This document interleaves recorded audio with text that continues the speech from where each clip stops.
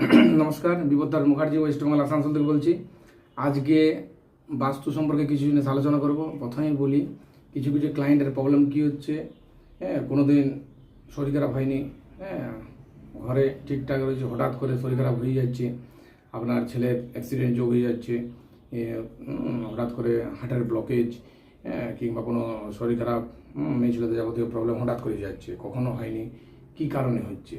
এটা প্রথমত ফার্স্ট কারণ যেটা হচ্ছে, বাড়ি ঠিকঠাক আছে, পুরনো বাড়ি, হঠাৎ করে কী হচ্ছে, বাড়ি আপনার কোনো হয়তো রান্নাঘর করছেন কিংবা কোনো টয়লেট বাথরুমটা চেঞ্জ করছেন, যার জন্য প্রবলেম কী হচ্ছে, আপনার ঈশান কোণ যেটা আছে ফল্ট হয়ে যাচ্ছে। হয়তো আপনার টয়লেট বাথরুম নদীত কোনো ছিল, পুরনো হয়ে গেছে, আপনি ওইটা আবার নতুন করে করলেন, তো ঈশান করে দিলেন না দেখিয়ে, তার জন্য কী হলো, ফল্ট হলো।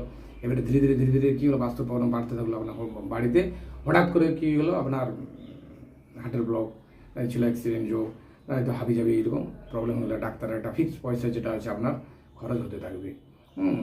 আর আরেকটা জিনিস বলে রাখি, যখনই আপনি নতুন আপনার পুরনো বাড়ি আছে, নতুন বাড়ি করবেন, তখন অবশ্যই দেখানো দরকার।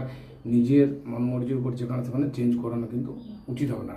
আর আপনার যেটা আছে, যখনই বাথরুম করেন, প্যান যে বসাবেন ওটা অবশ্যই দেখিয়ে পরে বসানোটা খুব জরুরি আছে, নাহলে বাস্তু যখন প্রবলেম হবে।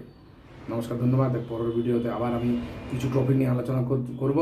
এই যে বললাম, এটা ক্লায়েন্টের ক্ষেত্রে, আমার নিজস্ব ক্লায়েন্টের ক্ষেত্রে এই প্রবলেমগুলো হচ্ছে, এটা যাতে না হয় সেজন্য আপনাদেরকে বললাম। পরের ভিডিওতে আবার করবো। নমস্কার, ধন্যবাদ।